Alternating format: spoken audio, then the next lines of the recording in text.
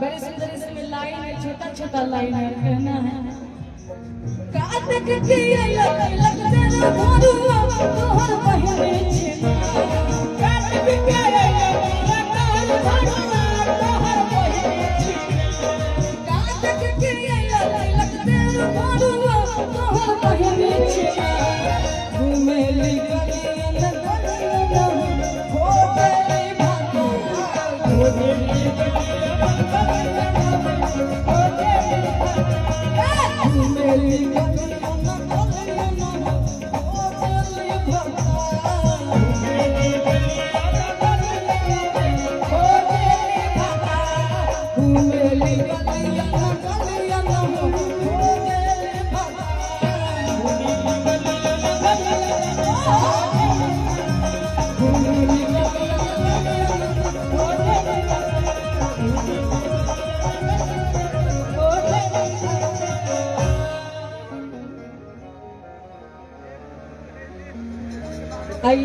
तिलक लगी तुम्हें हम लोग सब गा रहे।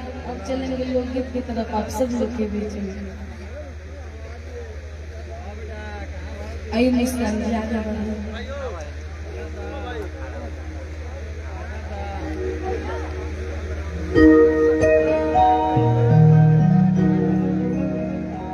मुस्कान जी बहुत अच्छी बिंदी आप लगाई है, काला बहुत खूबसूरत आप लग रही है। आप भी बहुत खूबसूरत लग रही है, आप सब लोग बहुत खूबसूरत लग रहे हैं।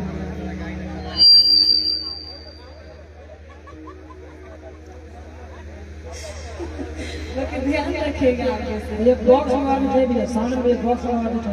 हाँ, साइड वाले बॉक्स में आगे उठे, इंस्ट्रूमेंट नहीं सुनाई दे रहा। हेलो हेलो हो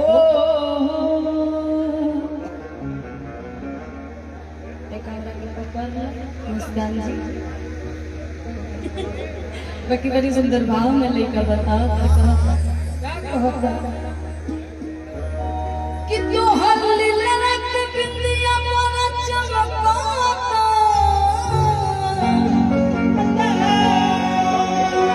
अकवन सेंट लगावलू मुस्कान दे हम काला हाय हाय हाय करे धोली ही तोहरा के कोरल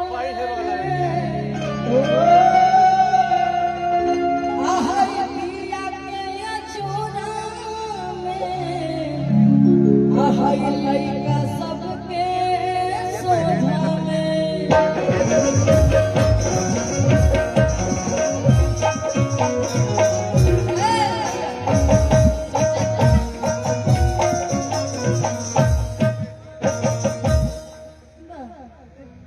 बाकी बड़ी सुंदर भाव है। एगो औरत अपना राजा जी से, हाँ राजा अपना सैया जी से, हाँ बलमवा से, अपना करेजा जी से, फोफी से, हाँ वही दिल के धड़कन से। हाँ औरत कहत तरीके राजा जी, क्या कहत है हाँ, ये सैया जी, ये राजा जी है जाड़ा के महीना दिन में रउआ गबना करा के बाहर कमाए चल गई, चल गई एगो लहुरा देवर छोड़ गई, छोड़ गई उनकर तंगई से हम इतना तंग हो गइल बानी जैसे हमारा अबू है। ओहो औरत कहत तरीके क्या कहत रे तू काहे मुंह फुलैले बानी, इनो तू को हंसल कर इहो जो तारी कि जब से तू सैया आज गइल हरियाणा, अब होटल घोटात नइखे हमारा से खाना, कि काहे छोड़ गइला बाहर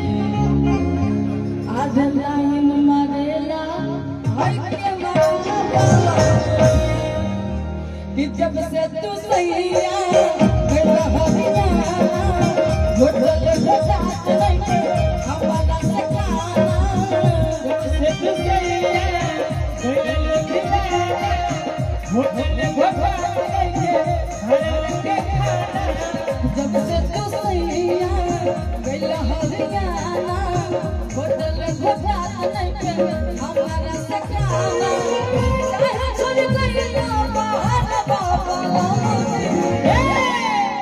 हे काहे छोड़ गइला बाहर बाबा आज मारे बाबा बाबा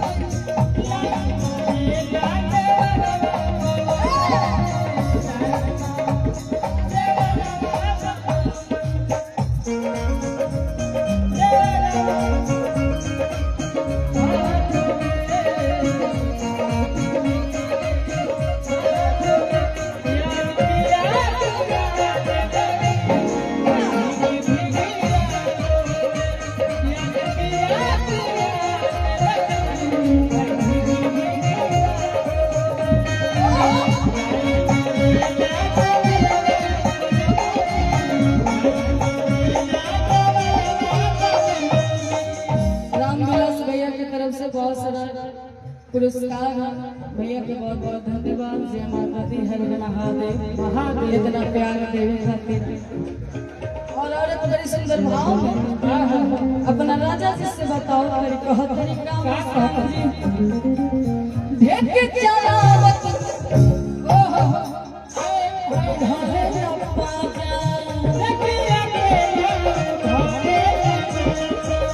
जल्दी से गाड़ी धके घरे तू आजा, जल्दी से गाड़ी धके घरे भेट के चलावत घरे अप्पा जल्दी से गाड़ी धके घरे तू आजा, लागे की जान मुझको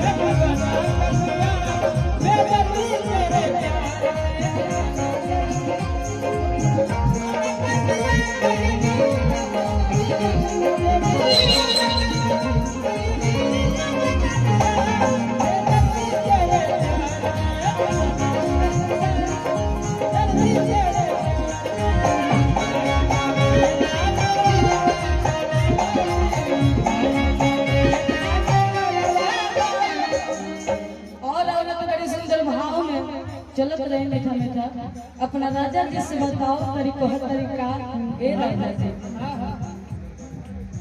जाई ना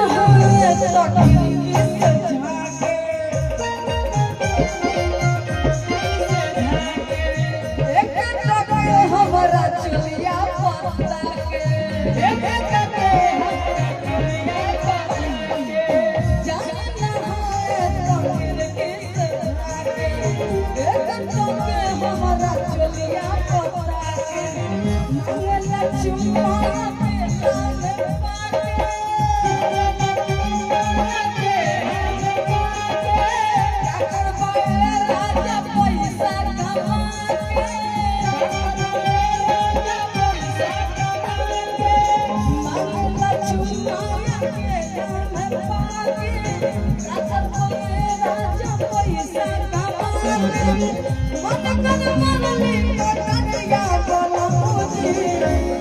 दुल्हा राजा जी के जीजा जी के तरफ से ये जीजा जी है और ये चाचा जी की तरफ से बहुत सारा प्यारा आशीर्वाद पुरस्कार है। सुना ये जीजा और नतीजा आइए जीजा जी कि हित हवा हितैनी भाई बाका जीजा जी से कहना है कि हित हवा हितैनी भाई बाका अतनी सा कमर हिलाई बाका। अब चाहेंगे कि थोड़ा सा जीजा जी झूमे तो बड़ा मजा आएगा। फिर आप लोग हल्ला करके बताइए तो एक बार ताली मार दीजिए जीजा जी खाते कि हित हवा हितैनी भाई बाका निभाई बाका अतनी सा कमर हिलाई बाका।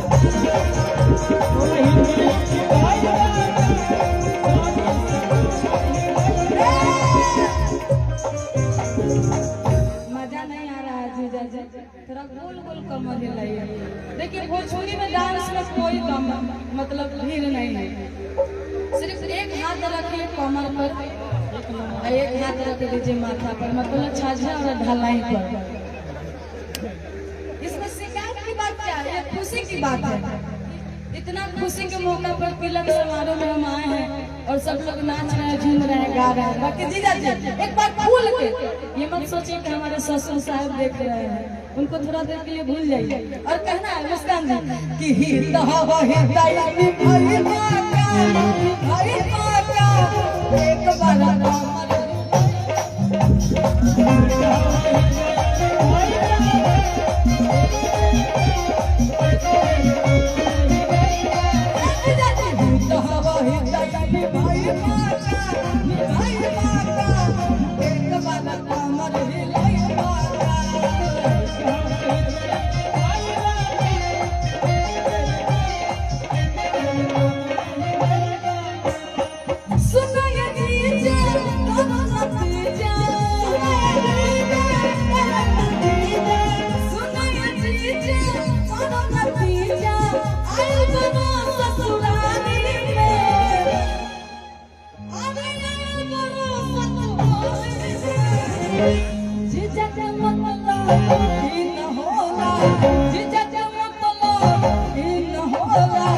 सर झुकाए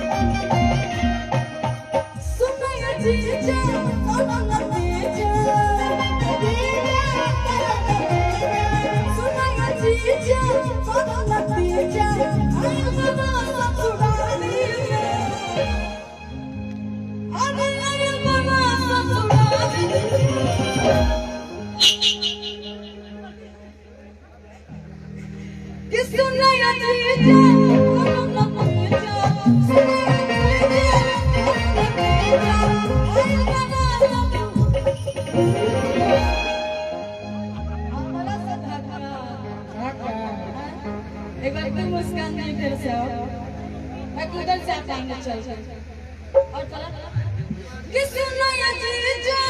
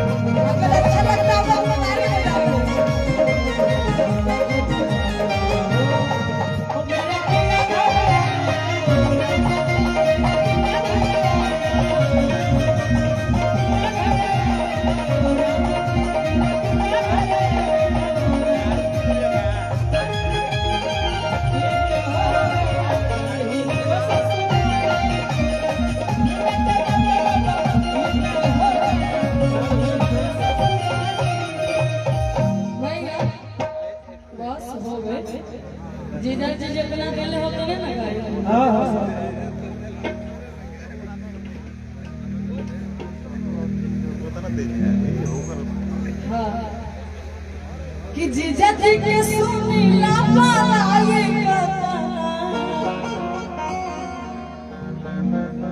का नाम है सन्नी।